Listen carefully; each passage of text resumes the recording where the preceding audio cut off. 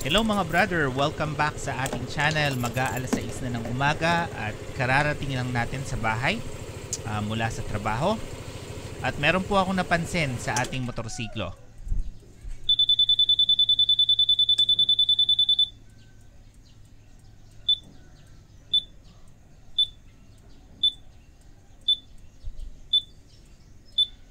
Okay.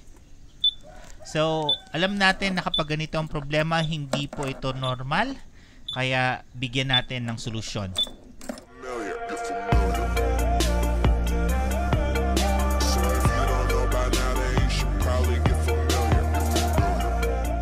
Okay, hello mga brad. It's almost 1 o'clock. Kagigising lang po natin. So, try ulit natin i-check kung magkakaproblema pa rin tayo or may experience pa rin natin yung ganung problema kaninang umaga. Okay, so hindi po natin na-experience pero kung inyong mapapansin, nagbi-blink yung ating key indicator sa ating dashboard.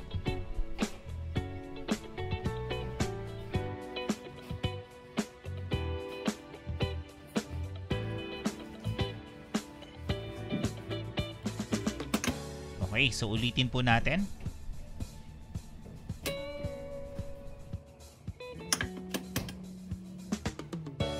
So ayan, nagbi-blink ang ating key indicator sa ating dashboard.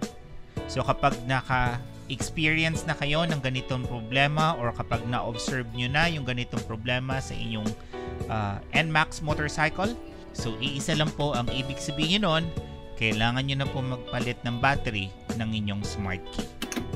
Kaya tara, palitan natin ang battery ng ating NMAX smart key. So yan po yung remote natin. At eto naman yung battery na ipapalit natin sa ating remote. Okay? Ito po ay may tatak na energizer. At meron po itong code na CR2032. Okay? So CR2032 ang code kapag tayo po ay magpapalit ng battery ng ating remote control.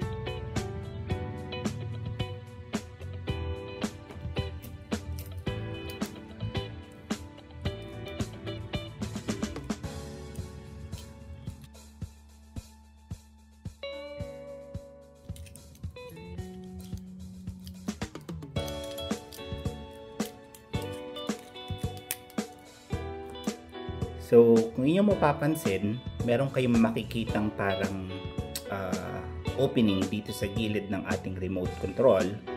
At ang gagawin nyo po ay gagamit po tayo ng 5 peso coin para buksan itong ating remote control. Ang maisasuggest ko po sa inyo, gamitan nyo po ng basahan. Okay?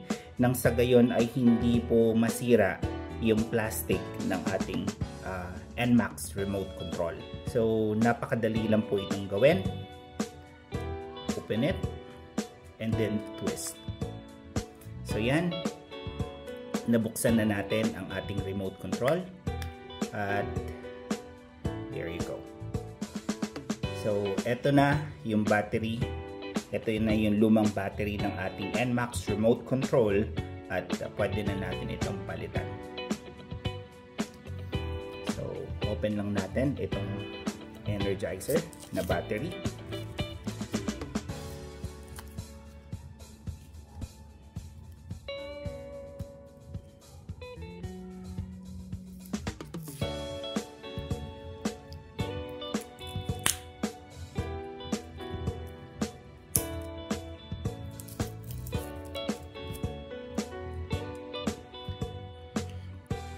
So, ang gagawin natin para matanggal natin ang battery, meron kayong makikitang arrow.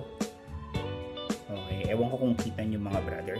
Etong arrow na to, pwede tayong gumamit ng spare keys para masungkit yung battery or any sharp object. Kung meron kayong maliit na screwdriver, pwede rin. Or maliit na kutsilyo.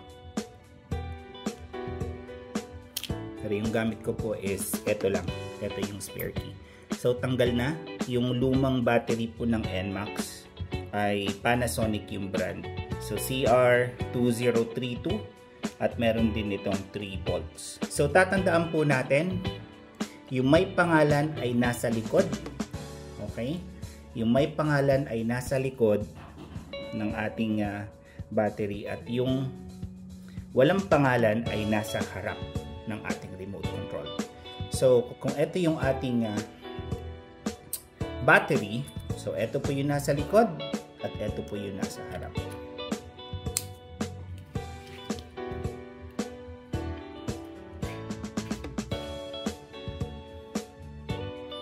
So gagamitan na lang natin ng gunting mga brad.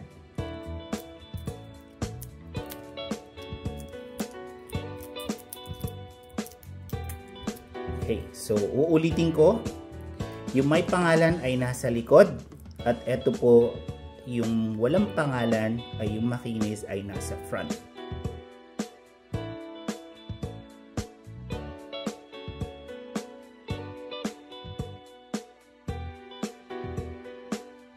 As much as possible, wag nating hahawakan yung magkabilang dulo. Hawak lang tayo sa gilid, mga brad. Pwede tayong gumamit ng papel para iwas fingerprint sa ating battery at push natin. So ayan, naikabit na mga brother. So next natin gagawin, kung paano natin binaklas, ganun lang natin ibabalik. Okay? So takip natin to.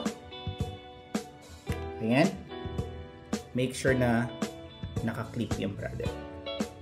Okay?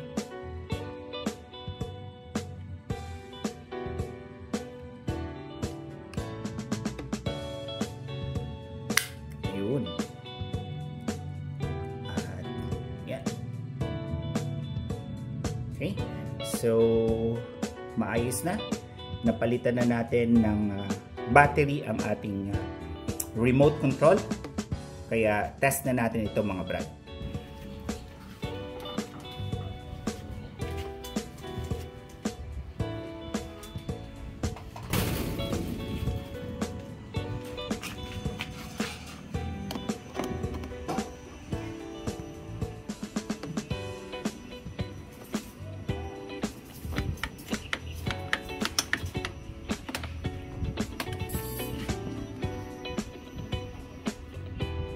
So hindi na nagbi-blink ang key indicator sa ating panel board. Ibig kong sabihin ay nadidetect na ng ating motorsiklo ang ating smart key. At ganyan lang po kasimple at kadali magpalit ng battery ng ating smart key. At sana po mga brother, meron po kayong natutuhan sa video natin. At kung bago ka pa lang sa channel ko at gusto mo ng mga ganitong content, don't forget to click like and subscribe to my channel. Click mo na rin yung notification bell para updated ka sa mga videos na ating ginagawa. At syempre, share mo na rin ang videos natin ito sa ating mga kapatid. Nang sa gayon, ay matulungan natin sila kapag naka-experience sila ng blinking key indicator sa kanilang panel board. Hanggang sa muli, maraming salamat po at ingat po kayo mga brother.